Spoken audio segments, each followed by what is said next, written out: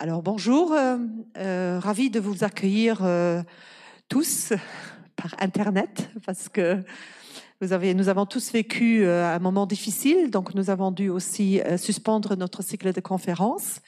Et donc aujourd'hui, je suis contente de vous accueillir, j'espère, nombreux de l'autre côté de votre écran à cette conférence débat qui est donc retransmise online sur YouTube et sur le Facebook de l'ASTI et auquel je vous invite tout à l'heure, bien sûr, à poser vos questions. Sergio Ferreira va gérer vos questions et nous informer des questions qui sont posées. En attendant, je voudrais également vous remercier d'avoir répondu à notre invitation. Je vais tout à l'heure vous inviter. Je voudrais aussi dire pourquoi nous avons prévu ce thème du contrat d'accueil d'intégration dans la mesure où à Luxembourg, pratiquement 50% de la population est non luxembourgeoise, presque, pas tout à fait, mais on y est près. Presque, et que le solde migratoire annuel à Luxembourg, le solde migratoire, est de 10 000 personnes. Chaque année, il y a à peu près 20 000 personnes qui viennent s'installer dans notre pays qui compte 660 000 habitants, ce qui veut dire que la question de l'arrivée et de l'installation des personnes qui n'ont pas la nationalité luxembourgeoise se pose chaque année de façon importante. La loi sur l'accueil et l'intégration des étrangers au Luxembourg de 2008 propose comme un instrument central aux étrangers de s'engager et de souscrire à un contrat d'accueil et d'intégration qui est appelé souvent CAI. Il est proposé de manière facultative tant aux ressortissants de l'Union européenne qu'aux ressortissants de pays tiers. Le Luxembourg a ainsi choisi une voie d'intégration originale et non contraignante, à mi-chemin entre l'immigration choisie et utilitariste et la volonté d'intégrer. Donc, pourquoi aujourd'hui avons-nous une représentante de la France?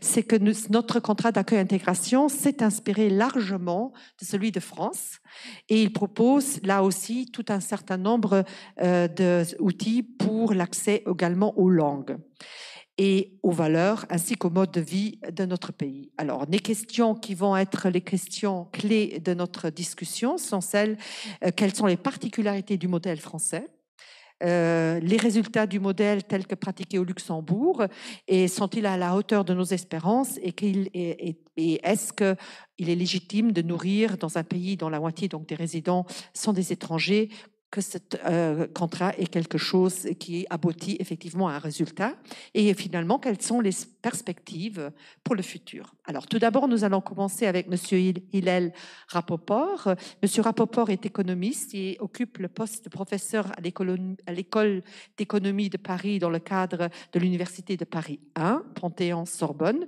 où il est le directeur adjoint du groupe de recherche sur l'économie politique mondiale. En outre, il est conseiller scientifique du Premier ministre français au sein du Centre d'études prospectives et d'information internationale qui s'appelle CEP2, et ceci depuis 2016.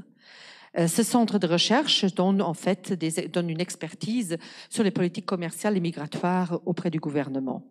Il dirige également le département d'économie et de démographie de l'Institut des migrations.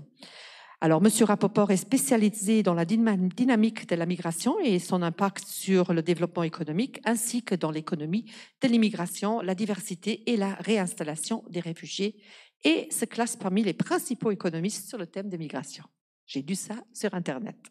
Alors, le Luxembourg s'étant largement inspiré de l'exemple français du contrat d'accueil-intégration, il nous a paru donc intéressant de comparer les bilans de cet instrument mis en place en France avec ceux du Luxembourg. Donc, vous allez surtout parler de l'évaluation faite de la composante de la formation linguistique du CAI français et vous allez nous présenter aussi des éléments de la réforme qui ont été apportés dans le cadre du contrat d'accueil, du contrat d'intégration républicain qui a suivi le contrat d'accueil et d'intégration français et vous allez également nous présenter quelques éléments d'évaluation qui ont pu être réalisés sur la nouvelle formation. À vous la parole, monsieur. Bien, merci beaucoup. Merci à l'ASTI et au LISER pour cette invitation.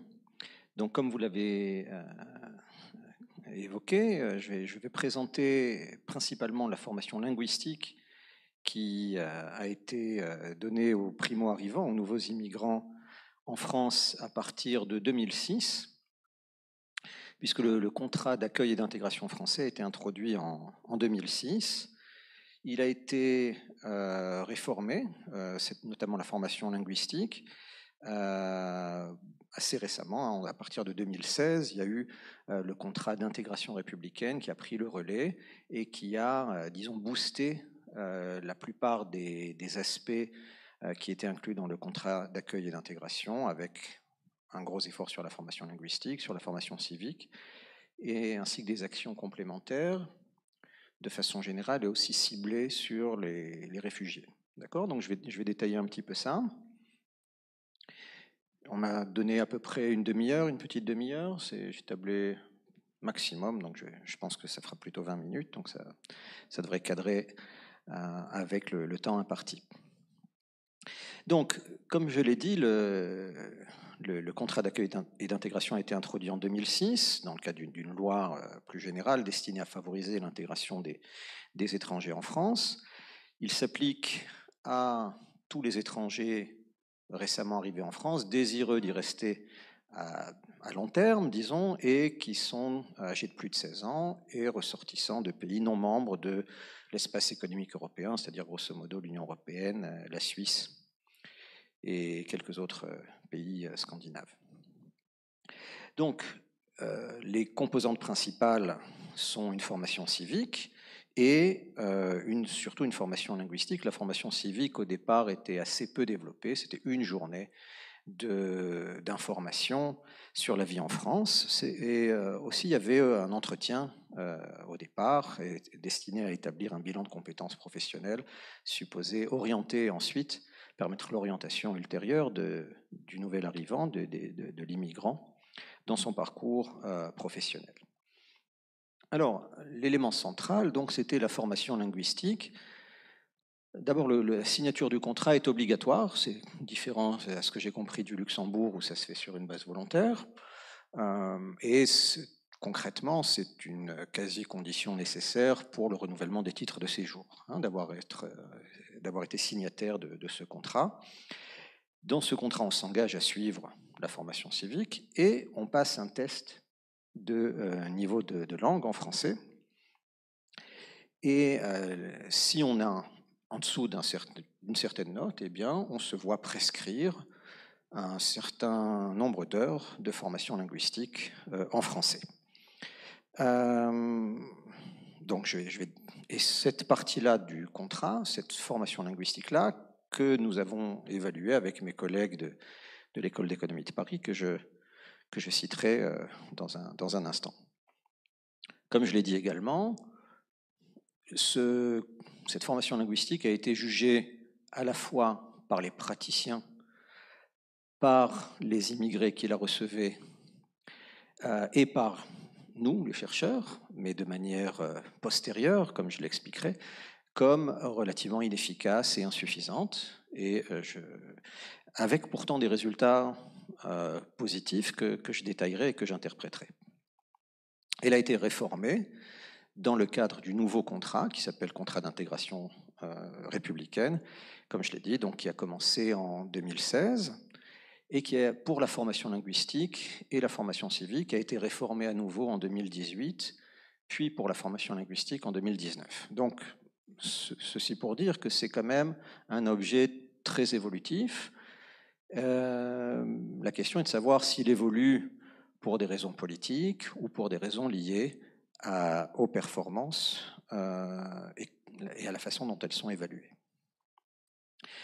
Donc, je vais me centrer maintenant sur la formation linguistique. On sait, dans le cadre français, mais c'est le cas dans la plupart des pays d'accueil, que la langue, la barrière linguistique constitue la principale barrière telle qu'elle est identifiée par les immigrants eux-mêmes. Je vous montrerai un tableau sur le slide suivant qui montre que c'est de loin la première cause identifiée par les individus interrogés, donc interrogés dans le cadre de l'enquête que je vais présenter, la première barrière donc identifiée pour l'intégration sociale et économique. Alors, on va donc évaluer cette formation linguistique. Je vous avais annoncé donc la référence de l'étude. C'est une étude qui a été faite avec Alexia Lohman, qui était doctorante à l'École d'économie de Paris à l'époque, Biagio Speciale, qui est un collègue maître de conférence à l'École d'économie de Paris également, et moi-même. Donc cette étude a été finalement publiée l'année dernière sous le titre The Effect of Language Training on Immigrants' Economic Integration, Empirical Evidence from France. Donc on essaie d'évaluer l'effet causal de la formation linguistique sur l'intégration économique des immigrants en France. C'était publié donc dans une bonne revue d'économie qui s'appelle la European Economic Review. Je vous disais que cette formation linguistique est identifiée par les participants à l'enquête qu'on a utilisée pour faire cette évaluation. J'ai compris dans des discussions avec Frédéric Dauquier du LISER, avec M. Brosius du ministère, qu'il n'y avait pas de ce type d'enquête au Luxembourg. Donc l'enquête ELIPA, j'oublie toujours le sigle, mais voilà, vous l'avez ici, l'enquête longitudinale donc, sur l'intégration des primo-arrivants en France, sur l'intégration donc, des primo-arrivants en France. Donc cette étude, je la présenterai dans un instant, c'est une étude longitudinale, c'est-à-dire qui suit sur plusieurs vagues un panel de personnes en 3 vagues. En première vague, en 2010, au moment où ils ont signé pour la cohorte qui a signé le contrat d'accueil et d'intégration cette année-là, puis 1 an plus tard, puis 3 ans plus tard. D'accord ? Les individus membres de cette cohorte, donc de 2010, ont été interrogés pour connaître quelle est, à leur avis, la principale barrière à leur intégration économique en France. Et vous voyez de manière tout à fait dominante, la première cause qui est citée par 45% des gens, c'est le manque de connaissance de la langue française. Et c'est une proportion qui est 3 fois plus importante que la seconde cause identifiée, qui est le manque de connaissance des coutumes, des normes et de la culture française de manière générale. Vous voyez que les autres aspects, comme le manque de connaissance du système scolaire ou le manque d'aide scolaire pour les enfants ou ce type de choses, n'est pas identifié par les interviewés eux-mêmes comme des causes majeures de leur éventuel problème d'intégration. Donc, comme je l'ai dit, cette formation n'est pas obligatoire, elle résulte d'un test qui est administré, et c'est un test sur 100, et c'est bête et méchant, si on a moins de 50, eh bien, on doit suivre une formation linguistique qui est d'autant plus élevée en nombre d'heures que la note au test est faible. Et dans le cadre de ce premier contrat, donc le cas et le contrat d'accueil et d'intégration, il y a 25% des individus qui ont dû suivre cette formation et recevoir une durée de formation de l'ordre, variant au minimum de 60 heures à 400 heures pour une moyenne de 264 heures. La formation était relativement peu ambitieuse puisqu'elle visait à atteindre le niveau A11, qui est vraiment un niveau tout à fait basique.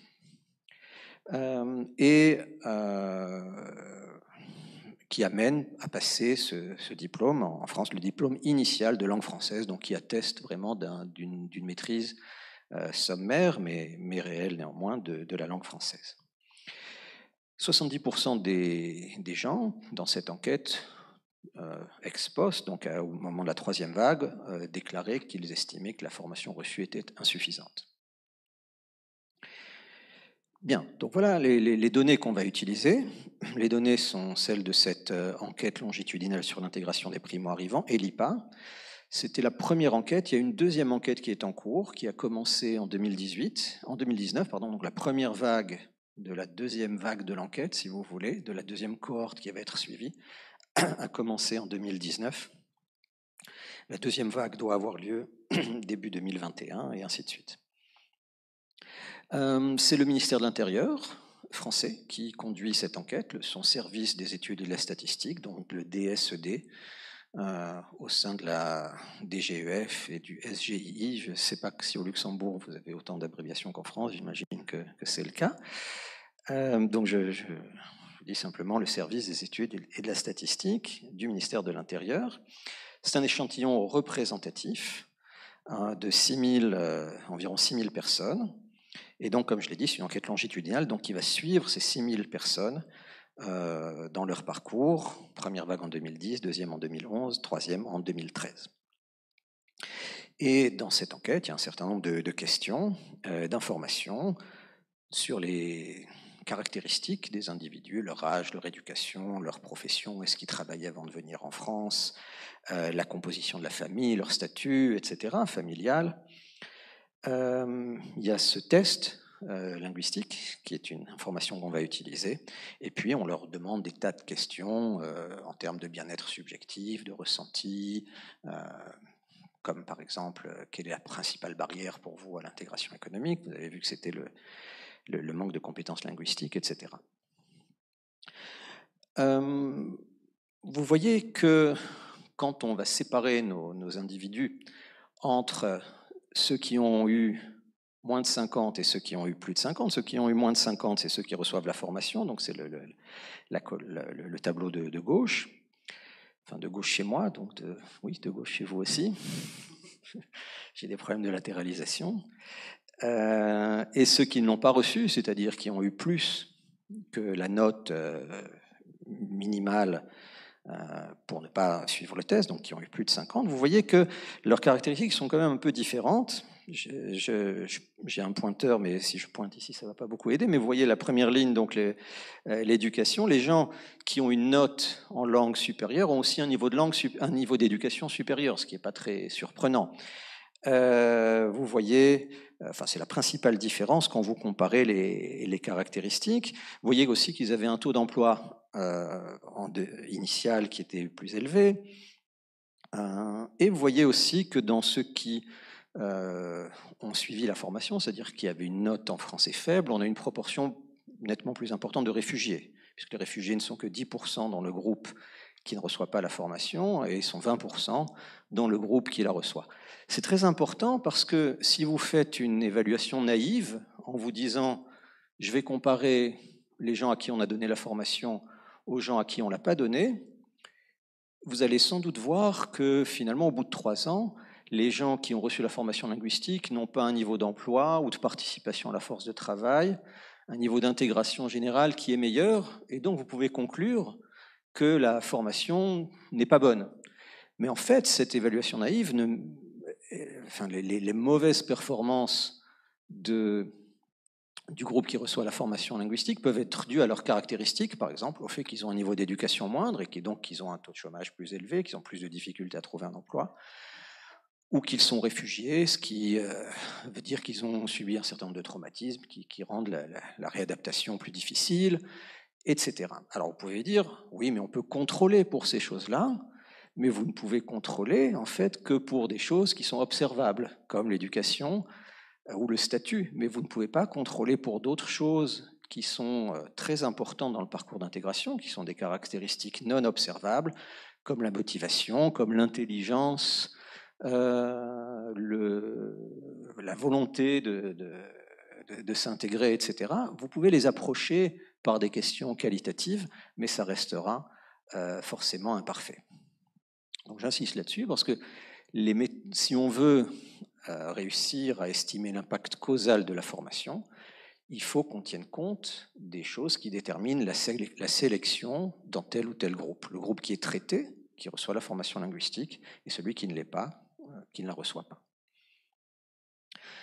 Vous voyez aussi que les pays d'origine des primo-arrivants en France sont assez représentatifs de la population immigrée générale. Ça peut paraître surprenant, mais la plupart des gens qui ont besoin d'une formation linguistique viennent de pays francophones, l'Afrique du Nord, l'Afrique subsaharienne. Ça veut dire que c'est simplement des gens qui viennent de ces pays, mais qui ont un niveau proche d'un analphabétisme ou un niveau de langue très, très faible. Et puis on a des gens qui viennent d'un peu d'autres origines continentales, mais principalement, vous voyez, 37% viennent alors j'insiste, c'est ceux qui reçoivent la formation linguistique. Ce n'est pas les gens qui sont ELIPA, qui seraient, eux, totalement représentatifs de la population française, mais on voit que ce n'est pas très différent. Finalement, ce qui peut paraître étonnant. Et ici, vous avez un tableau qui vous donne le résultat qu'on va finalement chercher à évaluer, qui est à la fois ce qu'on appelle la participation à la force de travail. On estime que quelqu'un participe à la force de travail, c'est une définition qui est commune dans la plupart des pays, s'il travaille ou s'il cherche activement un emploi. Ça veut dire qu'on peut être chômeur, mais être considéré comme participant à la force de travail, dans le sens où on a une activité de recherche d'emploi. Donc vous voyez avec ces trois résultats, la participation à la force de travail, le niveau d'emploi et le niveau de chômage, pour l'ensemble de ces immigrés, et puis pour les hommes et pour les femmes. Vous voyez des différences importantes entre hommes et femmes, et on a aussi, avant la migration, est-ce que les gens étaient employés ou pas, d'accord, participer à la force de travail. Donc vous voyez que à peu près 57% des gens dans cet échantillon travaillaient avant de migrer en France, une part sensiblement plus importante pour les hommes que pour les femmes. Et puis ensuite, on voit au fur et à mesure qu'au moment où ils sont arrivés en France, où ils ont signé le contrat, on avait aussi une proportion assez proche de 50%, 47%, mais une grosse différence entre hommes et femmes, un taux d'emploi des hommes entre 2 et 3 fois plus élevé que celui des femmes. Et inversement, un taux de chômage beaucoup plus élevé chez les femmes. Et puis on voit que les chiffres augmentent avec le temps, et on peut se demander, est-ce que c'est juste l'effet du temps qui passe, ou est-ce que c'est l'effet de la formation linguistique? Donc pour ça, on va distinguer entre les deux groupes. Donc la stratégie empirique pour faire cette évaluation, comme je l'ai dit, il y a ce test qui permet de prédire si quelqu'un reçoit la formation linguistique ou pas, et de recevoir, donc au cas où on la reçoit, un certain nombre d'heures de formation. Donc j'ai déjà insisté sur le fait qu'une régression naïve ne traiterait pas des effets de sélection. Ça peut être, dans le cas français, on va tendance à biaiser dans la régression naïve pour ne trouver aucun résultat de la formation linguistique, puisque reçoivent la formation linguistique des gens qui ont des caractéristiques défavorables en matière d'intégration économique. Si je comprends bien, dans le cas luxembourgeois, c'est exactement l'inverse. Comme c'est un programme volontaire, on peut imaginer que ceux qui signent ce contrat sont les gens les plus motivés, qui estiment avoir le plus de chances peut-être d'obtenir la citoyenneté à terme, et donc ne vont s'engager dans cette formation sans doute des gens qui ont des caractéristiques observables, ce que vous pouvez étudier si vous aviez une enquête, je crois que ce n'est pas le cas, ou non observables, ce qui demanderait là des méthodes empiriques adaptées, qui permettraient, sans doute là vous trouveriez, si vous évaluez naïvement votre contrat, vous allez trouver un effet formidable par rapport à ceux qui ne le signent pas, mais là encore, vous ne pourrez pas savoir si c'est l'effet causal du contrat ou l'effet de la sélection positive dans... D'accord? Donc, je crois que c'est très clair. Et la technique qu'on a utilisée ici, c'est une technique qu'on appelle de régression par discontinuité, qui consiste à comparer les gens qui sont juste en dessous du seuil et juste au-dessus du seuil, en se disant, mais ces gens-là, si on a une densité suffisante dans la distribution statistique de nos notes, de chaque côté du seuil, on peut appliquer ce type de méthode. Et donc, en se disant que finalement, les gens qui ont eu 49 et les gens qui ont eu 51, ils ne sont pas très différents. Plus on peut avoir une marge étroite autour de ce seuil, plus on aura une estimation de qualité. Donc, c'est ce type de méthode qu'on a utilisé. Les résultats, je vous les montre simplement graphiquement. Vous voyez que le seuil de 50%, en fait, les notes vont de 5 en 5, donc tous ceux qui ont jusqu'à 45 reçoivent la formation, et ceux qui ont 50 ou plus ne la reçoivent pas. Et donc, vous voyez, clairement, visuellement, vous voyez que quand vous comparez les gens de part et d'autre du seuil, vous voyez que ceux qui ont reçu la formation linguistique, finalement, ont une performance en matière de participation à la force de travail qui est sensiblement supérieure à ceux qui étaient juste au-dessus du seuil, qui étaient sans doute donc assez similaires, mais n'ont pas reçu cette formation, ce dont on peut conclure sur un effet causal positif de la formation linguistique sur la participation à la force de travail. Alors ça, c'est un premier résultat important. Un second résultat qui n'est pas moins important, c'est de savoir quels sont ce qu'on appelle les mécanismes qui expliquent ça. parce que on peut se dire naturellement, on peut penser que c'est sans doute parce qu'ils parlent mieux le français que ceux qui n'ont pas reçu la formation. Or, quand on regarde ce résultat-là, on s'aperçoit que ce n'est pas le cas. Que finalement, le niveau de français qui est acquis est tellement basique c'est pas vraiment ça qui permet d'accéder au marché du travail. Et en plus, les gens qui n'ont pas suivi la formation, pendant ce temps-là, ils ont été en France, ils ont parlé le français, ils ont regardé la télé, ils ont discuté avec des gens, ils ont aussi progressé en français. Et finalement, la formation linguistique, à la fois mesurée objectivement, c'est-à-dire quand on refait passer aux gens un test à la fin du processus en 2013, ou quand on leur demande subjectivement d'évaluer leurs compétences linguistiques en français, eh bien, à la fois objectivement et subjectivement, on n'a pas des résultats qui sont meilleurs que pour ceux qui étaient juste de l'autre côté du seuil et qui n'ont pas reçu la formation. Donc, on se dit, alors avant peut-être de parler des mécanismes, je voudrais souligner qu'il y a des effets hétérogènes. Cette formation ne bénéficie pas à tout le monde de la même façon. On voit qu'elle bénéficie plus aux hommes qu'aux femmes. On voit qu'elle bénéficie plus aux éduqués qu'aux non-éduqués et qu'elle bénéficie très peu aux gens qui sont analphabètes, ce qui veut dire qu'il faut sans doute une formation spécifique à destination des personnes analphabètes. On voit qu'elle bénéficie plus aussi aux gens qui sont venus en tant que réfugiés ou pour des motifs de travail qu'aux gens qui sont venus pour des motifs familiaux. Et, de manière pas étonnante, elle bénéficie plus aux jeunes qu'aux personnes plus âgées. Et donc, comme je l'ai dit, plus aux hommes qu'aux femmes. Donc, au-delà de ces effets réels et hétérogènes, les mécanismes, je vous dis, étonnamment, ça ne passe pas par l'amélioration des compétences linguistiques. La question est donc, quelles sont les autres hypothèses qu'on peut avancer? On en a testé un certain nombre, mais c'est un effet de signal. J'ai signé ce contrat, j'ai eu la formation linguistique, je suis donc quelqu'un de plus employable. On ne peut pas conclure favorablement là-dessus parce que en fait, ce n'est pas le taux d'emploi qui s'améliore, mais la participation au marché du travail. Donc peut-être simplement qu'on prend les choses trop tôt, 2013, 3 ans après, c'est peut-être encore trop tôt pour juger des effets potentiellement bénéfiques, mais à plus long terme. En tout cas, dans la période sur laquelle on a les observations, on ne peut pas parler de cet effet de signal en termes d'employabilité, puisque les taux d'emploi ne sont pas supérieurs, ce sont les taux de participation, donc de recherche active d'emploi qui sont supérieurs. On peut se dire peut-être c'est les réseaux qui sont noués au cours de cette formation.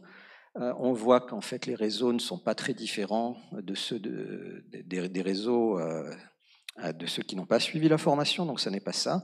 On pourrait se dire c'est peut-être un effet comportemental, on est motivé par cette formation, on fait quelque chose, on est acteur de notre intégration. La réponse est que non. On voit dans les questions qualitatives que les gens sont plutôt démotivés par la formation. Ils réalisent qu'elle ne les aide pas réellement, qu'elle n'est pas suffisante pour trouver du travail. Et donc, finalement, on conclut que l'effet positif vient plutôt d'un effet d'information. C'est que dans ces sessions de formation linguistique, on rencontre des travailleurs sociaux, on rencontre des formateurs, on rencontre d'autres personnes, il y a des informations qui s'échangent et on voit que ces informations conduisent à des comportements différents qui permettent de préparer une meilleure intégration, comme la reconnaissance des diplômes, comme le fait de passer un permis de conduire, et ce type de choses, qui, comme les aspects administratifs, de protection sociale, etc., qui permettent de mettre les gens dans un parcours d'intégration. Mais évidemment, on va dire, c'est un effet connexe, c'est pas l'objectif premier, et si c'est ça qui marche, il vaudrait mieux avoir une formation spécifiquement à ça que de le faire de façon indirecte par la formation linguistique. Donc, pour conclure sur cette évaluation, ce qu'on a appris, c'est que oui, c'est un effet causal, mais qui ne passe pas par les mécanismes auxquels on pourrait s'attendre. Donc ça, c'est pour conclure sur l'évaluation elle-même. Maintenant, 2 points supplémentaires. Comme je vous l'ai dit, il y a eu une réforme du contrat d'accueil qui est devenu en 2016 le contrat d'intégration républicaine. Une réforme à la fois de la composante linguistique, mais aussi des autres composantes. La formation linguistique a été mieux différenciée. Elle s'est donné un objectif d'atteindre non pas le niveau A11, mais le niveau A1, qui est le niveau supérieur. L'idée générale, c'est de mieux différencier les formations en fonction des notes et des caractéristiques des participants. Et on leur donne aussi la possibilité de poursuivre. S'ils atteignent au cours de la période le niveau A1, eh bien, ils ont la possibilité de continuer au niveau A2, au niveau B1, etc. Seconde réforme, à partir de 2018, là, une différenciation encore plus grande, avec une augmentation du nombre d'heures, 100, 200, 400 heures, de nouvelles méthodes pédagogiques, un module spécifique de 600 heures pour les personnes analphabètes, pour faire vite, non scripteurs, non lecteurs, doublement du temps de la formation civique, en fait, doublement et échelonnement sur la durée, pas tout au début, mais étalé dans le temps de la formation civique. Et puis enfin, des nouvelles réformes au printemps 2019, initiées par un député qui s'appelle Aurélien Taché, donc on parle de réforme Taché, qui a encore augmenté la formation linguistique en différenciant et en donnant plus d'heures et de manière plus différenciée selon les publics. Alors, puis il y a d'autres choses dans ce contrat, dans ces politiques d'intégration.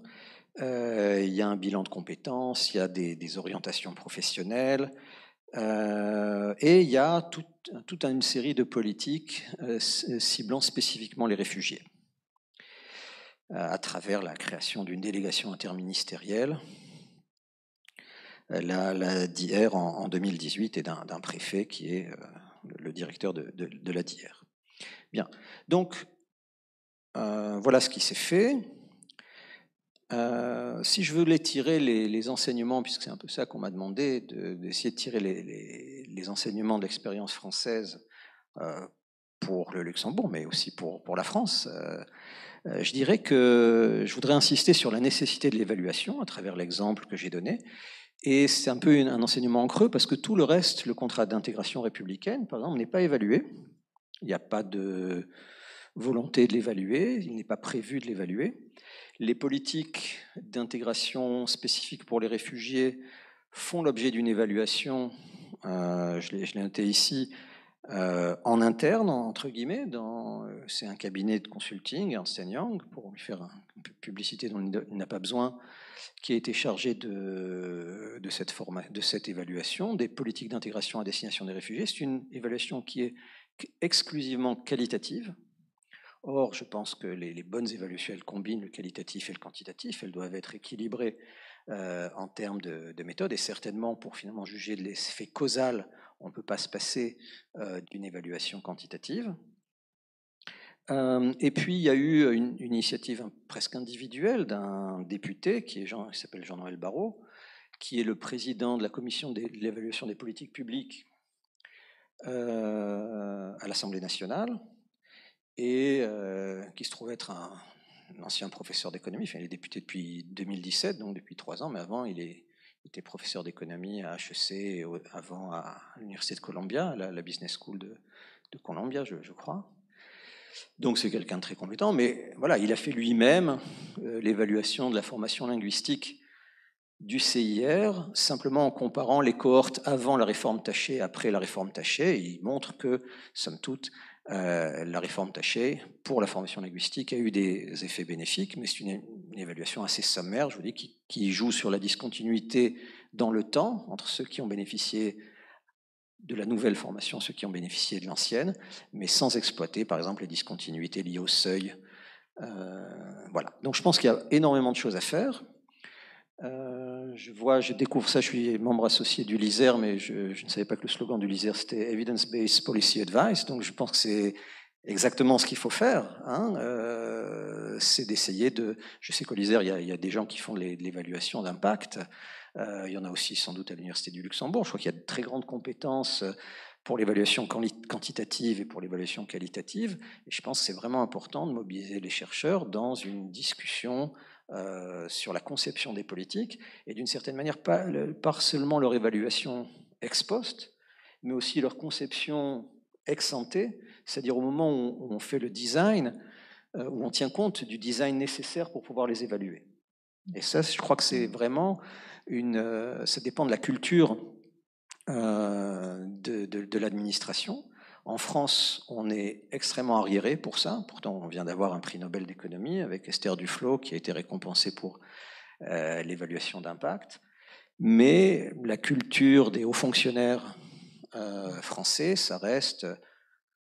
ce qui compte, c'est une vision juridique, la culture générale. On se fait son propre jugement pour savoir ce qui est bien, ce qui n'est pas bien. L'évaluation quantitative, c'est de l'intendance.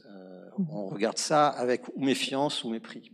Et je pense que c'est très préjudiciable à la conception des politiques publiques en France. Au Luxembourg, je ne sais pas ce qu'il en est. Je sais que vous êtes un ancien chercheur au LISER, donc c'est a priori un bon point. Maintenant, je ne sais pas, peut-être vous avez mal tourné.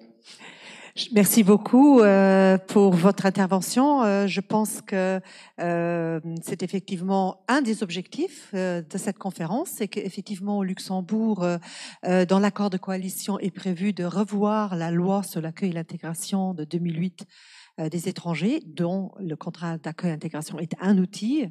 Et disons, cette cycle de conférences est prévu, et d'ailleurs un workshop est également prévu l'année prochaine pour comparer un peu justement ces outils un peu partout en Europe, pour justement alimenter les éventuels changements législatifs qu'on espère dans le sens que nous on y croit. Et donc effectivement, donc je vais faire j'invite les auditeurs et ceux qui nous suivent sur Facebook et sur YouTube d'inscrire vos questions sur le chat. Après toutes les interventions, nous allons revenir sur ces questions.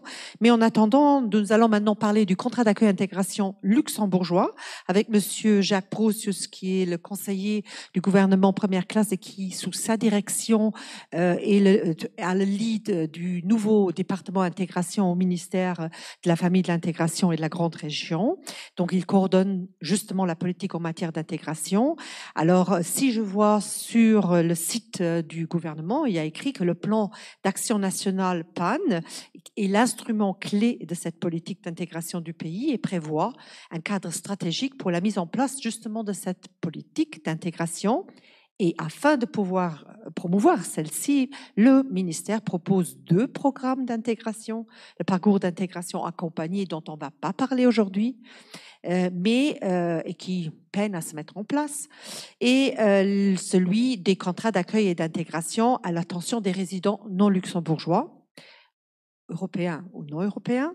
Et donc, nous vous adressons la question qui était à l'origine, entre autres, de notre conférence, c'est les résultats du modèle tel que pratiqué au Luxembourg sont-ils à la hauteur des espérances de l'époque, de 2008, et actuelle également, et est-ce qu'il est légitime de nourrir dans un pays où presque la moitié des résidents sont des étrangers, d'utiliser un tel contrat sous la forme telle qu'il est actuellement, et quelles sont déjà actuellement des réflexions pour le futur, sans bien sûr oublier de faire un petit bilan du contrat actuel. Monsieur Brosius.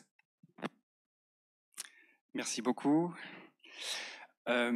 Pour commencer, d'abord, merci pour l'invitation et l'organisation de ce petit débat ou présentation, parce que c'est vraiment très intéressant d'avoir un peu plus d'informations sur le contrat en France. Je pense que la présentation était vraiment intéressante. J'ai beaucoup de questions, mais on pourra en discuter après, et je pense même après cette journée, parce que je pense qu'on a beaucoup à échanger et à apprendre aussi du côté du Luxembourg. Et juste avant de passer à la présentation, je voudrais quand même aussi, parce que c'est la première fois que j'interviens dans ce cycle des cœurs conférences, féliciter l'ASTI pour les 40 ans et remercier aussi l'ASTI pour la bonne collaboration qu'on a, parce que nous, on ne peut pas tout faire côté ministère, on a besoin de partenaires. On a une convention avec l'ASTI, ça se passe très bien, comme avec ses fils, Sylvain Bech est aussi dans la salle, et d'autres partenaires. Donc ça, c'est très important pour nous, pour faire avancer l'intégration au Luxembourg. Je pense qu'il me faut probablement le petit pour faire avancer. Merci. Alors, peut-être avant de présenter le contrat d'accueil et d'intégration, comme la présentation portait beaucoup sur l'évaluation, je tiens quand même à dire, vous l'avez correctement dit, j'étais dans un autre dans une autre vie, j'étais au LISER et j'ai travaillé sur l'évaluation, plus particulièrement sur le marché du travail, donc l'insertion sur le marché du travail. Donc ça me parle beaucoup et il y a une vraie volonté d'aller dans cette direction, c'est-à-dire qu'on doit évaluer nos programmes, pas que le CAI, il y a les autres aussi. Et c'est une volonté de ma part, oui, mais c'est aussi une volonté politique, parce que dans le plan d'action nationale, c'est marqué qu'il faut une évaluation, et on a prévu aussi un budget pour l'année prochaine pour aller dans cette direction. Donc on a réservé déjà un budget. Après, on va travailler avec les partenaires. Je pense que l'Elysée est vraiment un partenaire privilégié dans ce domaine-là, vu les compétences dans le domaine de l'évaluation. Je pense qu'au Luxembourg, il y a des questions qui se posent, comme en France, par rapport aux groupes témoins et groupes de contrôle. Mais il y a aussi d'autres questions qui se rajoutent. Il y a aussi les questions d'accès aux données.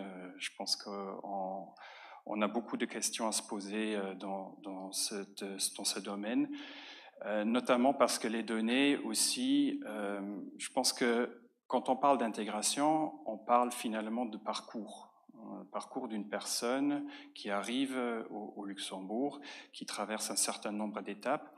Et ces étapes peuvent aussi se passer sous la tutelle des différents ministères. Donc c'est très important de pouvoir retracer ce parcours et d'avoir accès aux données, de pouvoir les mettre ensemble afin de vraiment voir après quelques années. Vous avez dit que parfois 3 ans ça ne suffit pas, je suis d'accord. Je pense que on doit vraiment regarder l'impact à long terme. Mais voilà, donc on est en train de réfléchir sur les obstacles qu'on a actuellement en termes d'accès aux données, mais la volonté est présente. Donc, pour le contrat d'accueil et d'intégration, c'est juste une petite présentation pour donner les éléments clés. Je pense que c'est plus important de laisser du temps pour la discussion après. Mais il a été ancré dans la loi de 2008, mais finalement, il a été officiellement lancé en 2011 par le règlement grand-ducal. L'idée, c'est que c'est facultatif, effectivement, pour les ressortissants de l'Union européenne et des pays tiers pour les 16 ans et plus. Il y a cette idée de contrat, c'est-à-dire qu'il y a un engagement réciproque entre l'État qui doit offrir un certain nombre de choses et le participant qui s'engage également à participer à ce contrat. La durée maximale est de 2 ans, ça débute avec la première fréquentation de la première prestation, et la signature, elle est possible à tout moment de l'année. Donc les prestations, c'est comparable à ce qui se fait dans d'autres pays. Donc d'abord, il y a une séance d'information pour sensibiliser un peu les gens, pour expliquer de quoi il s'agit. Ensuite, il y a des rendez-vous individuels où c'est là qu'on va encore un peu plus dans les détails, dans l'explication du contrat, et il y a aussi la signature du coup du contrat. Et une fois que cette signature est réalisée, on passe à l'étape des prestations. Donc là, il y a les formations linguistiques. Et bon, là, il y a déjà la première différence par rapport à la France, c'est que vu qu'il y a plusieurs langues au Luxembourg, il y a la possibilité de suivre des formations de luxembourgeois, français ou allemand. Dans ce domaine des formations linguistiques, on a une étroite collaboration avec le ministère de l'Éducation nationale qui organise ces formations. Ensuite, il y a les formations d'instruction civique qui sont relativement courtes, c'est 6 heures. Finalement, c'est un premier aperçu de comment le Luxembourg fonctionne. Et il y a une journée d'orientation qui est un concept très intéressant parce que c'est une demi-journée où dans une grande pièce, il y a les administrations, les ministères, les acteurs de l'intégration qui se retrouvent, qui ont des stands Et les signataires du contrat, ils peuvent y aller et s'informer. L'idée, c'est vraiment de faciliter le contact avec les acteurs, avec les administrations, c'est-à-dire que je peux passer d'un stand à l'autre, poser ma question, alors que peut-être j'aurais pas fait vraiment la démarche pour contacter le ministère officiellement. Donc c'est une façon plus facile de créer le contact. C'est intéressant pour les signataires du CAI, mais c'est intéressant aussi pour les administrations, parce que c'est un endroit où, en fait, on peut interagir facilement, et on a aussi, en tant que ministère, administration, facilement accès aux personnes concernées, et on peut échanger des informations et des besoins, des questions. Donc ça, c'est les stands, mais lors de cette journée, il y a aussi toute une panoplie de workshops qui sont organisés, où nos partenaires participent également, et on fait le focus sur quelques thématiques qui concernent différents aspects de la vie au Luxembourg. Ça peut être l'aspect des communes, comment fonctionne ma commune, comment je peux voter dans les élections communales, le logement, l'emploi, il y a tout un aspect, les langues aussi, par exemple cette année on va faire le bénévolat dans l'aspect des langues. Donc c'est des thèmes très importants et qui peuvent donner, c'est vrai, un aperçu, mais c'est une première porte d'entrée pour sensibiliser les gens, en espérant qu'ils vont aller plus loin, évidemment, par après. À côté de ça, il y a, donc ça c'est les trois éléments qui sont ancrés dans le règlement grand-ducal.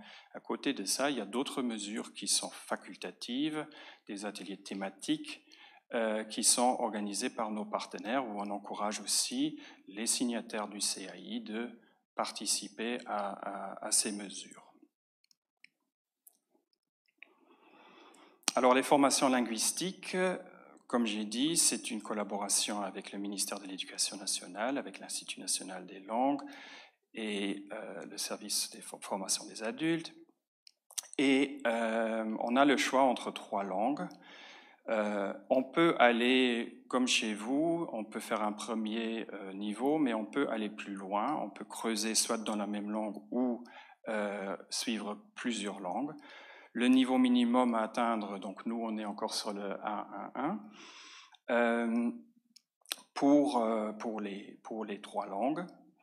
Et il y a aussi des cours d'alphabétisation et de littératie si besoin. Par rapport aux formations d'instruction civique, là il y a 4 modules qui sont proposés. C'est l'évolution socio-historique du Luxembourg, droits et devoirs des citoyens, l'intégration par la culture et les voies et moyens pour construire une société interculturelle. Là, c'est vraiment un format interactif où il y a une personne qui a un groupe de personnes, de normalement 15 maintenant, avec la situation qu'on a actuellement, on va passer à 10 pour respecter les règles sanitaires. Mais l'idée, c'est qu'il y a un échange informel entre les gens et qu'on se prend soit les 4, soit certains de ces éléments pour lancer la discussion, pour échanger, pour que, encore une fois, on ait un aperçu de comment le Luxembourg y fonctionne. Donc ça se fait soit en soirée, soit le week-end, il y a deux formules possibles. Et voilà, c'est l'interactif qui est important et ça se fait aussi dans différentes langues. Alors, la journée d'orientation, je l'ai déjà un peu expliqué. Il y a les stands, il y a les ateliers thématiques. Moi, ce qui m'impressionne le plus quand je participe à la journée, c'est vraiment cette convivialité, cet échange qu'il y a. On a avec nous une participante du CAI qui peut en parler après. Mais c'est le côté un peu informel et facile d'accès qui, je pense, qui caractérise quand même aussi le Luxembourg. Le pays est petit Et on a vraiment envie d'avoir les personnes à bord. Et Madame le ministre parle toujours d'ambassadeurs. Je pense que c'est vraiment très important. Tous les signataires du contrat d'accueil et d'intégration sont finalement des ambassadeurs et des multiplicateurs. Et je sais que vous êtes également actif dans ce domaine pour inciter d'autres personnes de participer. Et petit à petit, on va atteindre tout le monde, on l'espère, mais il faut encore travailler aussi sur la sensibilisation. Et donc, c'est très important d'avoir ces ambassadeurs. Alors, la journée d'orientation se fait normalement en présentiel, dans un lieu physique. Vu la situation actuelle, on a eu beaucoup de difficultés de pouvoir organiser quelque chose avec 500 personnes, parce que c'est 500 personnes qui arrivent en même temps. Et donc, on a réfléchi à travailler dans le sens de la digitalisation. Mais peut-être juste avant de passer à ce sujet-là, je voudrais juste montrer une petite vidéo que l'équipe du CAI de notre département a réalisée. Et je tiens aussi à les remercier parce qu'ils sont très engagés. C'est une équipe qui veut faire avancer les choses. Donc, la vidéo, elle montre en fait un peu l'esprit de cette journée d'orientation.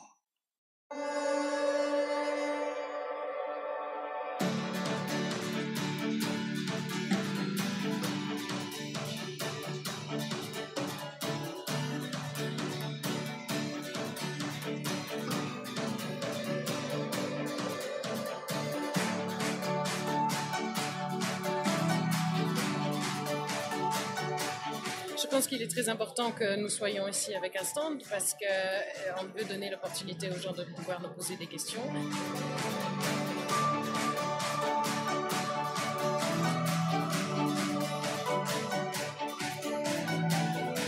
Donc c'est vraiment une journée où on informe les gens un petit peu de ce qu'ils peuvent trouver au Luxembourg. On leur facilite en fait l'arrivée au Grand-Duché de Luxembourg, on leur facilite l'intégration au Grand-Duché de Luxembourg et je pense qu'à partir de là, on leur donne un tremplin pour s'intégrer, pour aller plus loin et pour construire ce pays ensemble.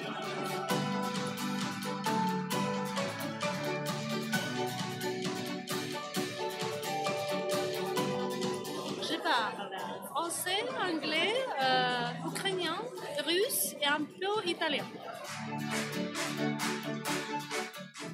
Alors la présence de l'ADEME est particulièrement importante parce que nous devons expliquer aux nouveaux arrivants comment procéder pour, par exemple, obtenir un permis de travail.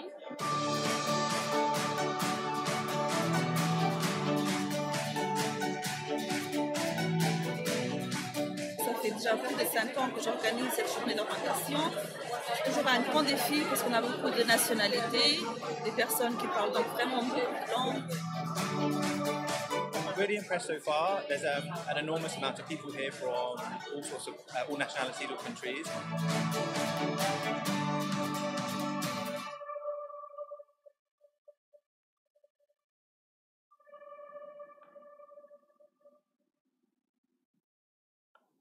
Voilà. Je pense que ça reflète bien un peu l'esprit de cette journée, qui est très conviviale, et le retour qu'on a chaque fois est très chaleureux, et je pense que c'est un tremplin, comme Madame le ministre l'a dit aussi, pour aller plus loin. C'est ça notre objectif aussi. Cette année, c'est difficile d'organiser en présentiel, je l'ai dit. Alors, on a réfléchi à comment on pourrait quand même organiser un événement. Alors, on a trouvé une façon de le faire version digitale.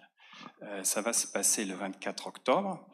Et ici, juste une idée comment ça va se présenter. Donc, les signataires du CAI vont se connecter par Internet. Et ils vont rentrer dans un hall d'accueil virtuel. Et il y a moyen, du coup, comme si on était en présentiel, d'aller dans différentes pièces où il y a par exemple le stand, où on aura des informations, on aura des documents, des vidéos.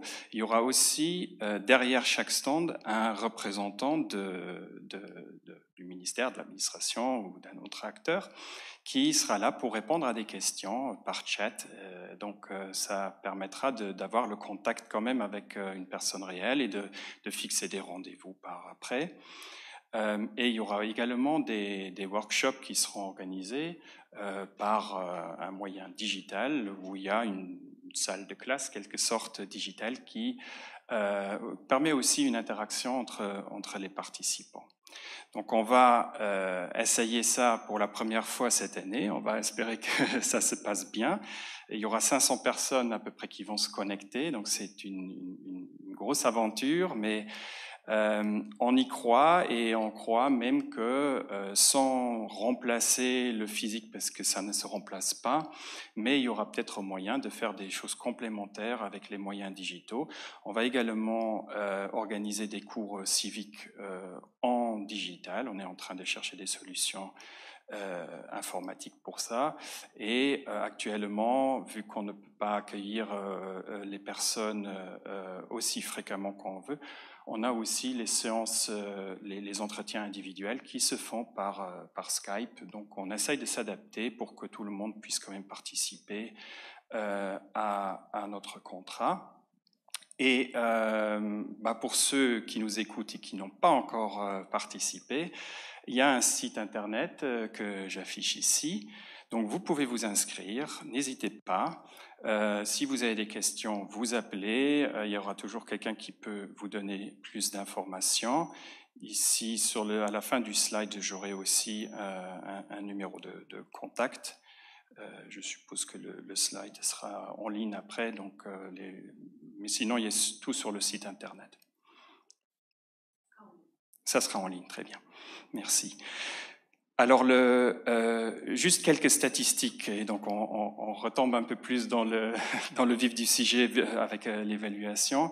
Donc, actuellement, on a 1500 nouvelles signatures, donc des gens qui vont commencer les prestations bientôt. On a 2800 personnes qui sont actuellement actifs, où le dossier est actif.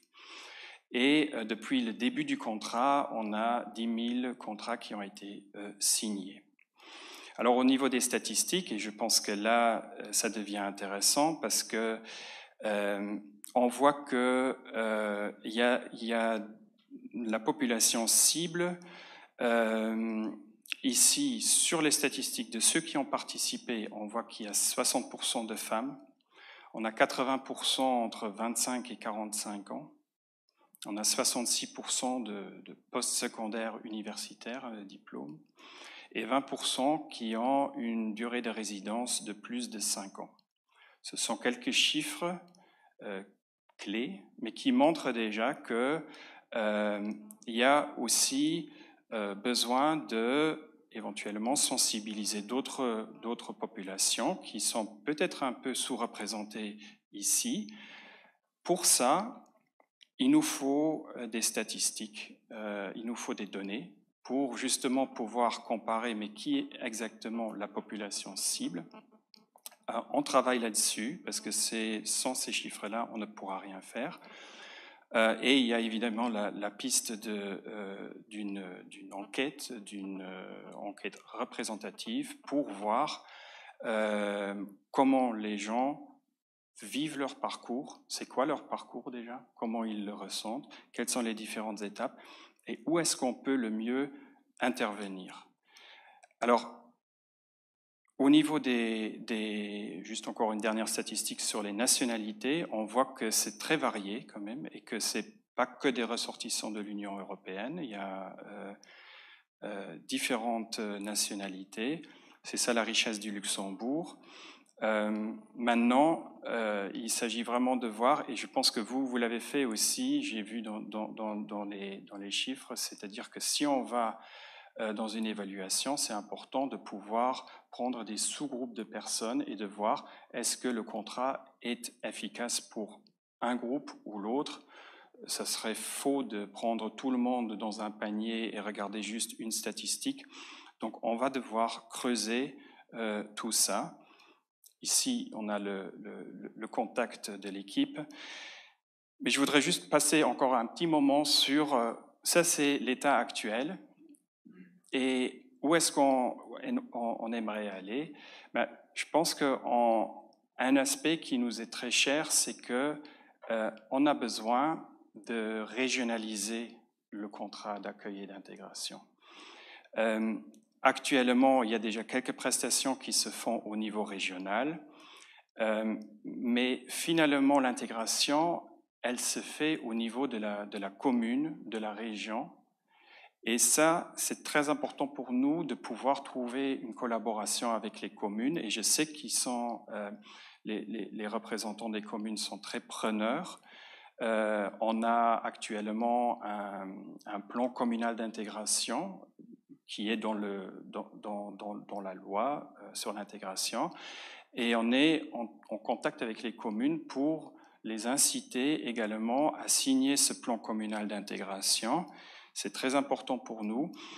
Et le contrat d'accueil et d'intégration pourrait faire partie également de ce plan pour que les communes puissent déjà informer les gens qui arrivent, qui s'inscrivent dans leur commune, et après aussi avoir l'information et les sensibiliser que c'est quelque chose d'important.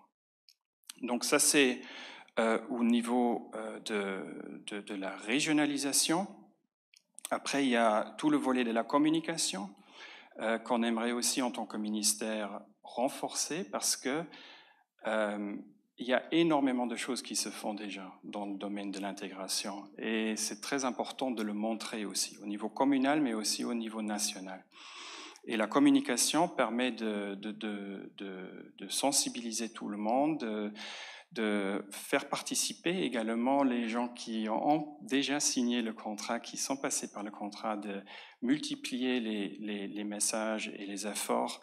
On doit tous ensemble travailler là-dessus. Donc cette idée d'ambassadeur, ça me semble très important. Et après, au niveau de l'évaluation, oui, on en a besoin. C'est sûr qu'on en a besoin. Moi, je l'ai vu quand j'ai fait les évaluations sur le marché du travail, c'est très important pour pouvoir améliorer les instruments, d'avoir des chiffres clairs qui montrent. Alors, c'est pas facile, je pense, notamment dans le domaine de l'intégration, et là, j'aurais beaucoup de questions à vous poser, parce que quand on reste dans le marché du travail, on peut se dire l'indicateur, c'est j'ai trouvé un emploi ou j'ai pas trouvé d'emploi. On peut aller plus loin, on peut dire est-ce que c'est un emploi de qualité, de longue durée, avec un bon salaire. Donc on peut facilement identifier des indicateurs de réussite. Dans l'intégration, c'est peut-être un peu plus difficile parce qu'il faudrait déjà définir quand est-ce qu'on a réussi l'intégration, quels sont les aspects. Alors vous avez travaillé sur les langues, je pense que c'est quelque chose de très intéressant. On peut aussi travailler sur l'emploi et voir si les programmes ont participé à une meilleure participation sur le marché du travail. La difficulté que je vois et que j'ai vu aussi dans les évaluations sur le marché du travail, c'est que c'est très difficile d'isoler un aspect de l'intégration de ce programme. On peut dire, oui, le CAI, il a marché ou pas, mais il y a d'autres instruments, il y a une panoplie d'instruments. Et donc, ça se peut que, en fait, il faudrait déjà isoler un groupe de personnes qui n'ont fait que le CAI et pas les autres mesures pour vraiment isoler l'effet pur du CAI. Mais bon, je pense que ça, on verra avec les experts le moment venu. C'est une question passionnante. Mais ce ne sont pas ces obstacles-là qui doivent nous empêcher d'aller dans la direction de l'évaluation. Il faut y aller petit à petit, il faut collecter les données qu'il faut. Ça, c'est très important au Luxembourg. Et il faut une panoplie d'études aussi. Ce n'est pas une seule étude qui va nous donner tous les résultats. Il faut essayer de créer tout un environnement de recherche qui regarde cette question de différents angles. Voilà, je pense que je m'arrête. Merci beaucoup. Je pense que pour sortir un peu des études et voir vraiment ce qui se passe sur le terrain et comment les gens vivent, nous avons invité Christina Zadupko. Mais je voudrais tout de même aussi dire, pour juste rebondir un tout petit peu sur ce que vous avez dit, Monsieur Brozus, c'est qu'à Luxembourg, qui intègre qui? Avec 50% de personnes qui n'ont pas la nationalité luxembourgeoise pratiquement, c'est tout de même ça un cadre foncièrement différent des autres pays.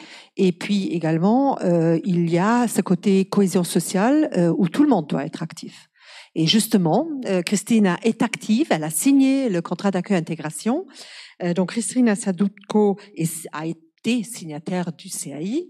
Elle est originaire d'Ukraine et est la première personne de sa famille à avoir quitté le pays pour vivre et travailler à l'étranger, et ceci après le début du conflit armé à l'est de l'Ukraine. Donc, Christina, à vous la parole. Bon, merci. Bonjour à tous. Et tout d'abord, je voudrais remercier tous les organisateurs et tous les participants de cette conférence pour me donner l'opportunité de partager mon expérience d'intégration ici au Luxembourg.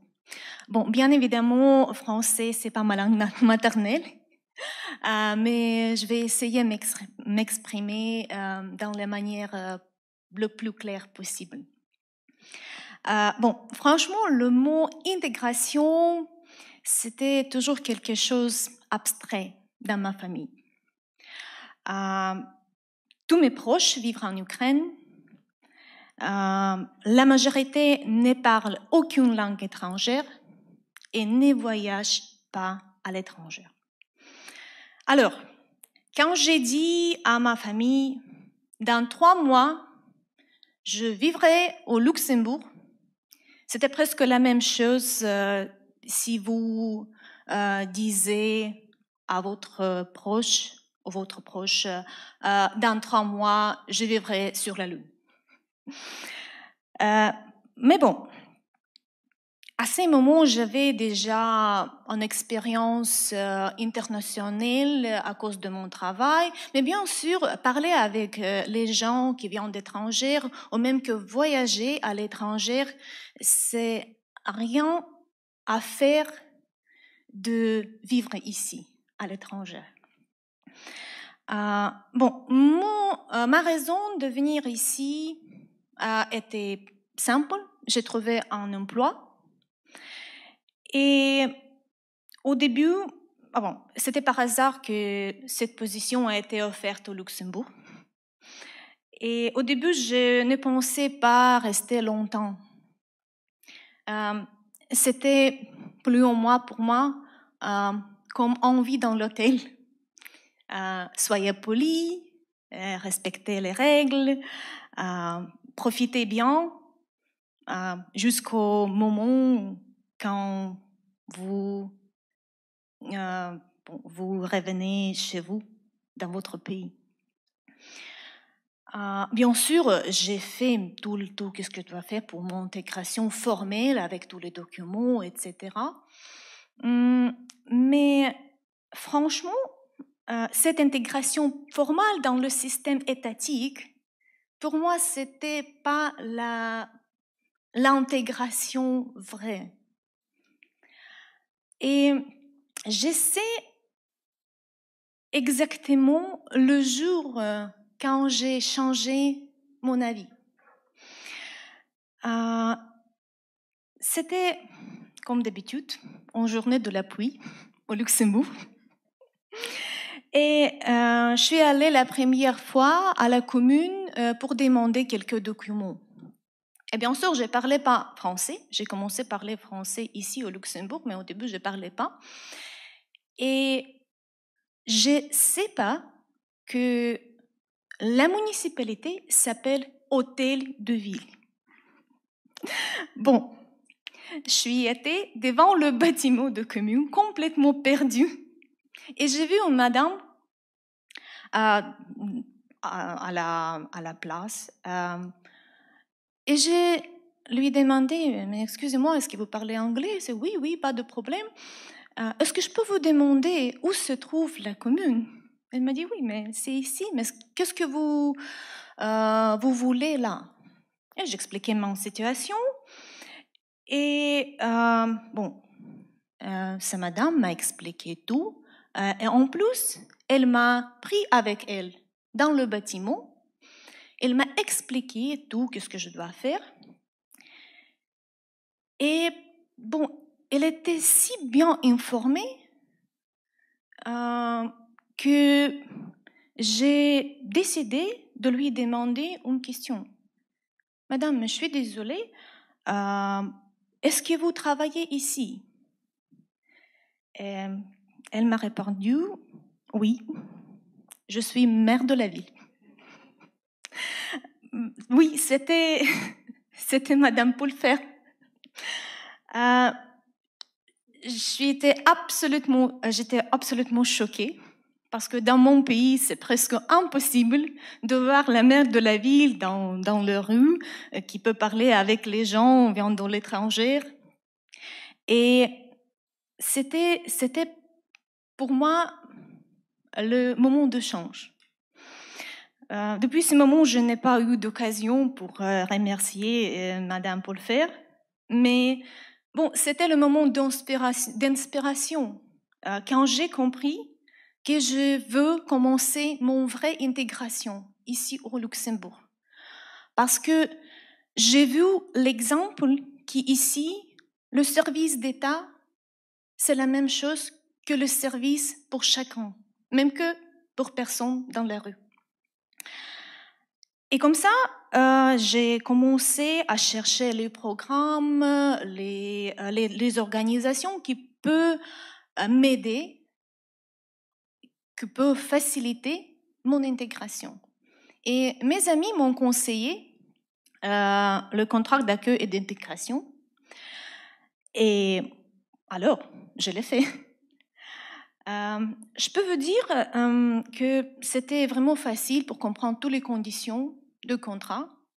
C'était vraiment vite pour signer le contrat. J'étais vraiment héros avec les personnes que j'ai rencontrées là, comme l'équipe de CAI, vraiment l'équipe d'autres professionnalisme. Et il m'a répondu à toutes mes questions. Bon. Grâce à ces programmes, j'étudie la langue luxembourgeoise et le schwarze zu bisschen. Sprachetest gemacht. Bon, j'ai appris aussi beaucoup de choses de Luxembourg, comment ce système marche, comment il faut vous enregistrer dans le système social, comme les plans de pension qui n'existent pas dans mon pays. Et puis, oui, c'était pendant la journée d'orientation quand j'ai découvert pour moi le système de vote au Luxembourg.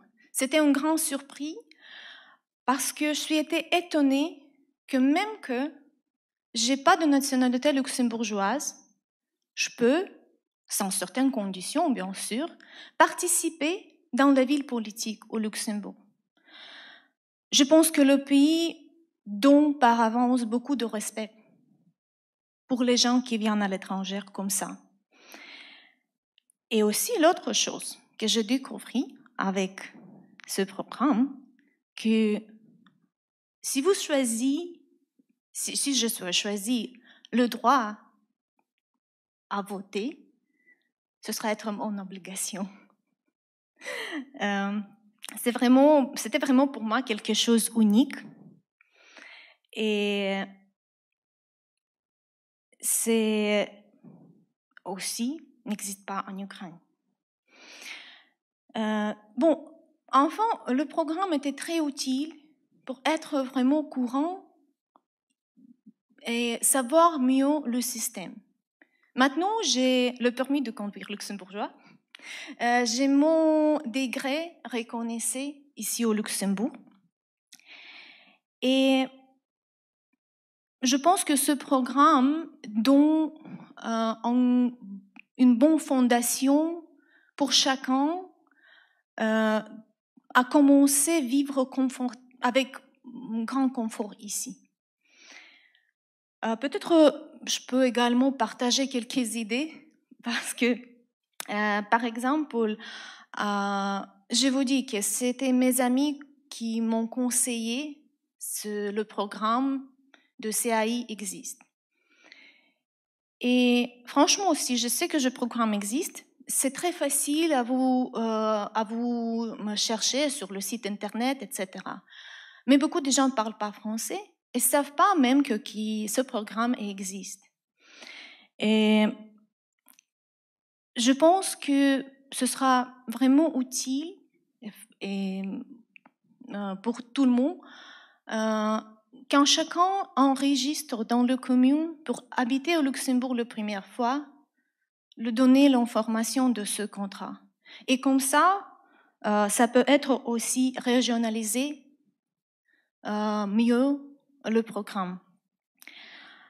L'autre chose, quand j'ai fini le programme, je me demandais c'est quoi la dernière étape. Bien sûr, c'est à moi, si je veux rester aussi au Luxembourg, je veux apprendre la nationalité luxembourgeoise, oui ou non, mais mon intégration n'est pas finie. Après, j'ai fini le contrat. Et c'est pourquoi, moi, par exemple, j'aimerais bien rester en contact sur l'équipe de CAI pour continuer mon chemin d'intégration. Bon, à la fin, ce que je peux dire, à mon avis, l'intégration est quelque chose de simple. C'est une question de motivation et c'est une question d'inspiration.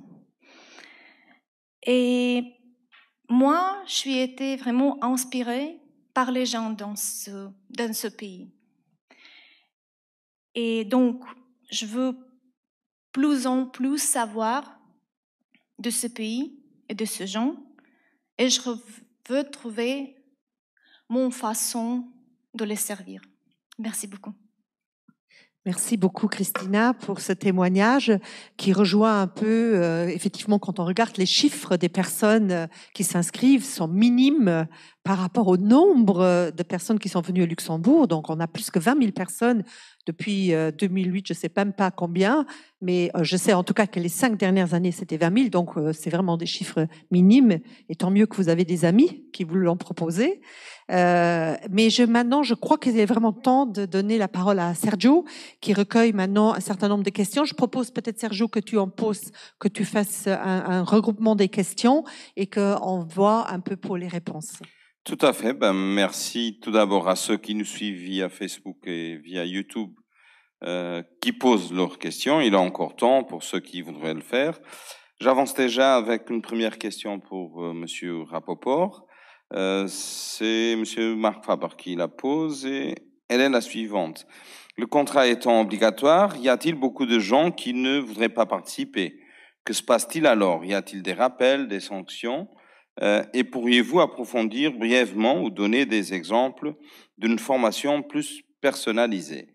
Pour M. Brosius, il y a aussi une question. Le CAI luxembourgeois étant largement inspiré de celui de la France, quelles sont les raisons ayant fait que le CAI n'est pas obligatoire et qu'il soit facultatif?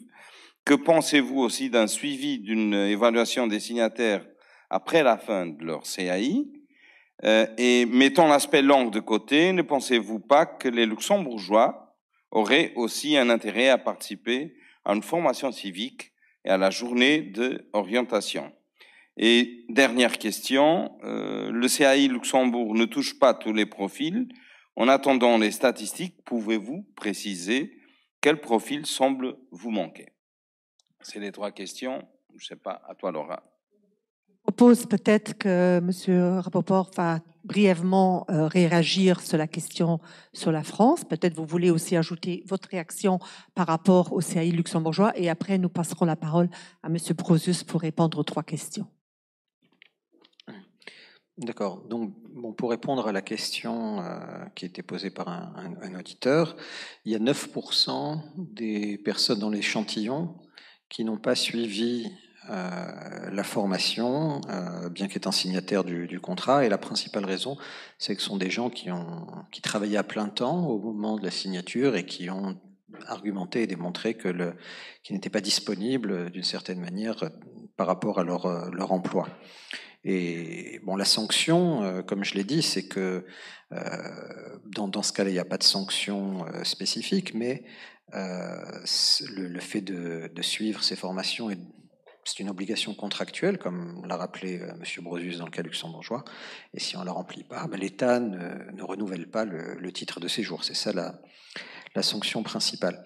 Alors pour réagir aux deux autres présentations, que j'ai trouvé vraiment super intéressantes, sur les statistiques que vous avez présentées, effectivement, on a la confirmation qu'il y a ce qu'on appelle une sélection positive dans le programme, puisqu'on a 66% de gens qui sont diplômés du supérieur, enfin post-secondaire et supérieur. Je doute que ce soit représentatif ni même de la population native luxembourgeoise. Ça peut être le double de la proportion de diplômés au Luxembourg. Donc c'est vraiment une sélection extrêmement positive. Et comme vous l'avez souligné, ça montre bien la nécessité de sensibiliser d'autres publics et sans doute des gens qui en ont le plus besoin en termes de formation. Une autre remarque sur votre intervention, je suis tout à fait d'accord avec ce que vous avez dit, l'intégration c'est quelque chose de multifactoriel et prendre un seul indicateur, même pour l'intégration économique, c'est problématique. Et c'est pour ça que j'ai souligné qu'il y a besoin aussi d'une évaluation qualitative, de ressenti, etc. Mais aussi même quantitativement, on peut regarder des indicateurs comme la ségrégation sociale ou résidentielle. Est-ce que les immigrés résident dans des ghettos ou se mélangent? Est-ce qu'ils se marient entre eux, pas entre eux? Enfin, il y a des tas d'indicateurs d'intégration sociale et culturelle qu'on peut utiliser sur le plan quantitatif. Et puis sur la présentation de Christina, j'ai trouvé ça vraiment passionnant, et si je veux essayer de relier ça à la recherche qui se fait sur ces questions, il y a évidemment la question de la citoyenneté. Si on voit ce contrat comme un tremplin, c'est le terme que vous avez utilisé vers la citoyenneté, il y a beaucoup d'études économiques qui montrent que l'acquisition précoce de la citoyenneté est un facteur d'intégration fondamental. Et il se trouve que le LISER vient de recruter une professeure qui s'appelle Christina Gathman et qui est une spécialiste de ces questions et qui a démontré pour l'Allemagne, en exploitant un changement dans la législation, avant, il fallait, je crois, 12 ans de présence en Allemagne pour pouvoir prétendre à la citoyenneté. Ça a été réduit à 8 ans. Et donc, il y a des gens qui se sont retrouvés... il y a deux cohortes qu'on a pu comparer de manière très parlante et qui démontrent que vraiment l'acquisition précoce est un plus pour l'intégration. Et donc, elle aurait, j'imagine, beaucoup de choses à dire dans une éventuelle réflexion là-dessus.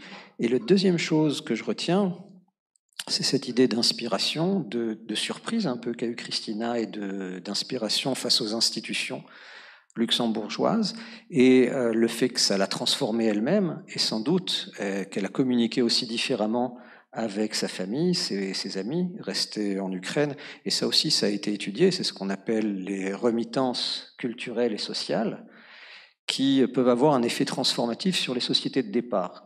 Et que donc, quelque chose qui n'est pas assez pris en compte dans la politique d'intégration et d'immigration, c'est qu'elle a des effets en matière de promotion du développement et de la démocratie dans les pays d'origine. Et là, c'est un cas anecdotique que nous donne Christina, mais qui va bien au-delà de son cas personnel, puisque sur des grands nombres, on le perçoit dans les enquêtes et dans les recherches qui sont faites sur ces questions.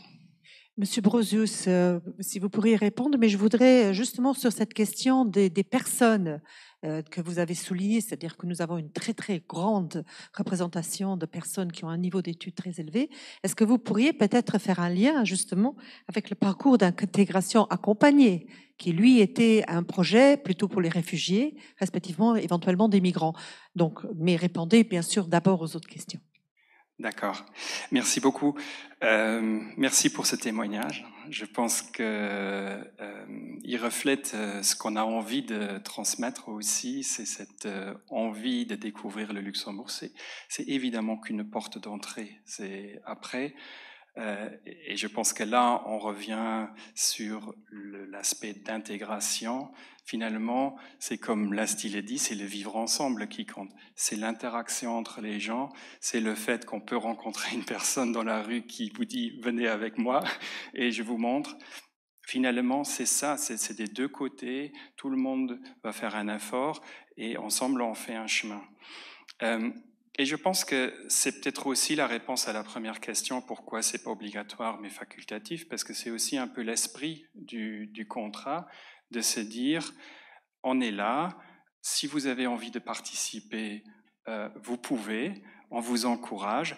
J'entends bien qu'on doit encore faire des efforts c'est pour ça que j'ai parlé tout à l'heure de la communication. Je pense que on a d'ailleurs recruté une personne dans le département qui va travailler sur la communication et c'est très important je pense que le bouche à oreille c'est important, mais il faut d'autres vecteurs d'information. Je suis très preneur aussi d'idées si vous en avez encore et aussi le fait que vous puissiez transmettre le message. Merci encore, je pense que ça marche beaucoup comme ça.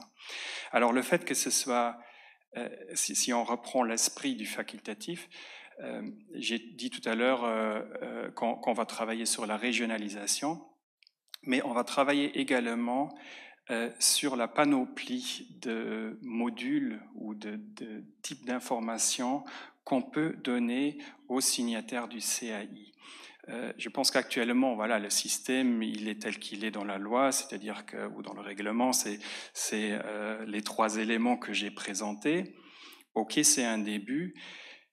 Mais quand on va dans le vivre ensemble, dans le vivre de tous les jours, il y a peut-être des petits modules, ça ne doit pas être très lent, encore une fois, ça peut donner une porte d'entrée, un aperçu, mais qui permet aux gens de comprendre comment le Luxembourg fonctionne. Alors, je prends un exemple, c'est le tri des déchets, par exemple. Tout le monde vit dans une commune, il y a le tri des déchets, ça se fait peut-être pas de la même façon dans le pays d'origine, donc c'est peut-être l'occasion à ce moment-là de présenter ça. On a d'ailleurs dans la journée d'orientation, tous les ateliers qu'on propose, c'est un peu cette idée, c'est de donner un aperçu. Mais peut-être on peut encore renforcer cette approche-là, et c'est là les liens avec la régionalisation, parce que tout ne doit pas se faire au niveau national. Si on peut trouver des collaborations avec les communes, et par exemple le tri des déchets, je pense qu'il change d'une commune à l'autre, donc c'est important que la commune participe à ça. Donc on va travailler également dans cette direction-là. Il y avait la question sur le suivi de l'évaluation, en fait le fait que le bénéficiaire puisse aussi donner leur avis. Alors on a, à la fin de chaque séance, on a un questionnaire qui permet aux participants de donner leur avis. Pour nous, c'est très important. On les encourage aussi, et s'il y en a qui écoutent et qui veulent encore donner des conseils d'amélioration, on est toujours preneur. On n'est pas d'avis qu'on ne peut jamais rien améliorer. On sait qu'il y a moyen d'améliorer, et c'est sûr que vous êtes les premiers concernés parce que vous avez participé et vous voyez peut-être l'une ou l'autre chose. Donc n'ayez pas peur de dire les choses, si ça nous permet d'améliorer les choses. Côté profil, c'est difficile de répondre. Je pense que c'est ce que j'ai dit tout à l'heure. Il nous faut plus de statistiques. On a actuellement les statistiques de ceux qui ont participé, mais évidemment, il faut comparer à ceux qui potentiellement peuvent participer. Alors, vous parlez des 23 000. Oui, c'est vrai que c'est le chiffre... Par an ? Par an, effectivement. Donc, vous avez parlé du solde qui est de 10 000. Donc, ça, c'est le solde avec les départs et les arrivées. Mais 23 000, c'est le chiffre du Statec tous les ans qui se rajoute. Alors, il faut nuancer un peu, et je pense qu'il faut creuser cette question, parce que dans les 23 000, il y a les enfants, il faut se donner les moyens de vraiment regarder, mais qui pourrait profiter, et aussi, je pense qu'il faut aller le pas plus loin, c'est quels sont les besoins de chacun. Parce que un one size fits all, une mesure qui est bonne pour tout le monde, ça n'existe pas. Donc il faut réfléchir un peu à quels sont les besoins. Tout le monde n'a pas besoin de toutes les formations. Et pour faire le lien avec le parcours d'intégration accompagné, qui est plus spécifiquement ciblé sur les réfugiés, ben là aussi, finalement, si on se met dans une optique de parcours, peu importe l'origine des personnes, alors il y a peut-être différentes étapes où les gens se trouvent quand ils arrivent. Les uns ont peut-être de besoins autres que les autres, et il faut les identifier. Et je pense que c'est pas nécessaire de séparer les programmes et de dire ça c'est pour les uns, ça c'est pour les autres. L'intégration ou le vivre ensemble, c'est le mélange de populations, plus on se connaît et on se mélange, mieux c'est. Et donc, il faut, plutôt que de partir de la nationalité ou de l'origine ou du statut, il faut plutôt partir du besoin que chaque personne a. Et tant mieux si dans une même classe, il y a des gens avec le même besoin, mais différentes origines. Et il y avait la question pour les luxembourgeois. Oui, pourquoi pas. Et les frontaliers ? Pardon ? Et les frontaliers qui sont nombreux. Les frontaliers qui travaillent au Luxembourg, c'est un ensemble, donc il faut réfléchir à comment on peut... Vous parlez des frontaliers, vous êtes dans le monde du travail aussi souvent. Alors, on vient de fêter la journée de la diversité, il y a 2 jours. Il y a une richesse d'actions aussi dans les entreprises en termes de diversité. Et si on connaît un peu les études qui se font dans ce domaine-là, on sait que la diversité, ça aide aussi l'entreprise à mieux performer, à mieux vivre ensemble dans l'espace de l'entreprise. Et c'est un ensemble complexe. Mais c'est important de rassembler tout le monde et de trouver... Donc nous retenons que vous voulez régionaliser, mettre plus de budget, parce que si c'est 20, si on a beaucoup, on veut augmenter le nombre de gens qui vont profiter de ces mesures, donc il faudra aussi plus de budget, surtout si on veut la moduler. On espère voir des propositions. Hélas, le temps il court. Je vais donner la possibilité à Sylvain Bach, qui est le directeur du CEFIS, à faire un petit mot de la fin, avec une appréciation un peu personnelle. Et nous espérons effectivement que le contrat, peu importe comment il va s'appeler, qui va sortir, j'espère bientôt, sera un contrat qui sera inclusif pour toutes les parties de la population, qu'elles soient luxembourgeoises, non luxembourgeoises et frontaliers. Merci et bonjour. Les interventions de Christina, de Hilal et de Jacques m'ont inspiré.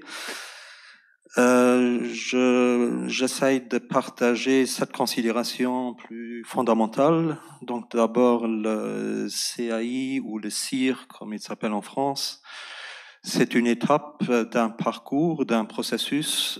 Donc il faut faire très attention à la notion d'intégration, surtout aussi au Luxembourg, où, comme on le sait, donc il y a 86% des personnes de nationalité étrangère qui sont ressortissants de l'Union et 14% ressortissants de pays tiers en France. Je pense que c'est 1/3 de ressortissants communautaires et 2/3 de ressortissants de pays tiers. Donc c'est aussi une différence fondamentale qui explique aussi, je pense, l'offre ici au Luxembourg, qui est considérée d'ailleurs, comme Jacques l'a dit, en tant qu'offre public cible. Le Luxembourg a pris le choix de l'offrir aux pays tiers et ressortissants communautaires. D'ailleurs, comment on fait autrement par rapport aux chiffres que je vous ai annoncés? Et par ailleurs, le droit communautaire ne permet pas d'imposer aux citoyens de l'Union un contrat d'accueil et d'intégration. Autre question par rapport au public cible qui a été abordé, qui est très large au Luxembourg, qui est beaucoup plus restreint quand même en France. Par ailleurs, il y a tout un questionnement qu'on peut se faire autour du primo-arrivant, qui est d'ailleurs défini différemment au Luxembourg qu'en Belgique, en Wallonie, qui ont aussi un parcours d'intégration. Et quand on pense aux ressources, il faudrait peut-être voir, d'ailleurs c'est aussi prévu, je pense, dans le contrat d'accueil et d'intégration. En tout cas, il y a la possibilité aussi éventuellement de prioriser certains profils. Obligatoire, facultatif. Donc là, il me semble que c'est une différence de nature entre la France et le Luxembourg. attention au discours d'obligation d'intégration. Est-ce qu'on peut dire à une personne de nationalité étrangère qui a un certain ressenti, peut-être aussi justement d'accueil au Luxembourg, qu'il faut s'intégrer? L'exposé des motifs du projet de règlement grand-ducal du CAI parlait d'une triple injonction. L'étranger, même s'il est facultatif, le contrat d'accueil et d'intégration, l'étranger doit exprimer sa volonté de vouloir s'intégrer, donc volonté au carré. Formation linguistique, autre spécificité et particularité du Luxembourg, Jacques vient de le citer. Au Luxembourg, il y a le trilinguisme officiel, luxembourgeois, français, allemand. Et c'est vraiment une caractéristique qui est tout à fait différente à la France. Et d'ailleurs, les personnes peuvent suivre une formation dans l'une des trois langues en fonction de leur profil. Ce qui va d'ailleurs plus loin qu'une autre mesure au Luxembourg de l'intégration spécifique, le congé linguistique, qui est proposé aux salariés pour suivre pendant les heures de travail seulement une formation en langue luxembourgeoise. Donc les langues, entre guillemets, d'intégration au Luxembourg sont notamment les trois langues, comme ça est aussi corroboré par des études sociologiques et linguistiques au Luxembourg. Sanctions ou incitatifs, le Luxembourg n'a pas justement de sanctions ou le risque de non-renouvellement du titre de séjour, voire le risque de ne pas se voir accorder le statut de résident de longue durée en ce qui concerne les ressortissants de pays tiers. C'est un facteur dont Luxembourg peut prendre acte, le fait d'avoir fait les engagements du CAI, mais c'est pas une condition de refus du statut de résident de longue durée. Et la question des incitatifs positifs, il y a la question des tarifs réduits des langues, il y a aussi cette option d'acquérir la nationalité luxembourgeoise. Il y a 275 personnes qui ont acquis la nationalité luxembourgeoise sur base de cette option. Ça fait 1,5% de l'ensemble des adultes résidents sur les 3 dernières années qui ont acquis la nationalité luxembourgeoise. Évaluation très importante, donc ça c'est vraiment, je pense, et grâce, je pense, à la discussion aujourd'hui, je pense que ça c'est une piste aussi originale et importante, notamment aussi cette question du parcours d'évaluation longitudinale de l'intégration en misant sur des aspects quantitatifs et qualitatifs. Donc il y avait justement un discours assez intéressant aussi, enrichissant de Christina, je dois regarder le nom. Attention quand même, donc il y a toujours la problématique de l'accès aux données qu'il faut résoudre. L'autre aspect concernant cette évaluation, il y avait une évaluation intéressante qui a été faite par l'Université de Luxembourg sur les CAI il y a quelques années dans le cadre de AMIF, où on voit des surreprésentations et des sous-représentations de certains profils. Et aussi une problématique que la plupart des signataires vivent sur le territoire de Luxembourgville ou dans la couronne du Luxembourg ou au sud du pays. Évidemment, quand on veut aller au niveau de la régionalisation et de la communication, on suscite des attentes et il faudrait aussi une obligation de moyens. Je vous remercie. Merci beaucoup. Effectivement, on suscite des attentes et je pense qu'une autre attente, c'est bien sûr le nombre d'heures de langues. Vous avez juste parlé de 3 cours, mais qu'avec 3 langues où on n'a pas une langue commune à tout le monde dans la rue, c'est beaucoup plus difficile d'apprendre une langue. Et donc, c'est aussi un élément très important. Je tiens à tous à vous remercier d'avoir suivi cette conférence. J'espère que ce sera le début d'une réflexion en vue d'une nouvelle loi sur l'accueil et l'intégration qui, j'espère, changera en profondeur celle qui existe actuellement. Et pour le reste, je vous rappelle que cette conférence a été enregistrée, donc vous avez la possibilité de la revoir si vous n'avez peut-être pas pu la suivre entièrement ou si vous voulez encore une fois la voir. Également, toutes les présentations seront sur notre site et je vous invite dès à présent à notre prochaine conférence qui, elle, aura lieu le 22 novembre. Elle traitera de la question de l'école, des défis de notre école, en présence du ministre de l'Éducation nationale, et on va surtout traiter de la question des nouvelles écoles internationales ou européennes qui voient le jour partout en Luxembourg, si c'est une réponse effective aux questions donc de problèmes scolaires, surtout chez les enfants issus des migrants, respectivement de milieux moins bien favorisés. Je vous remercie et je vous donne donc rendez-vous le 22 octobre, toujours à la même heure, 12h15, via Internet, hélas, pour l'instant. Merci beaucoup.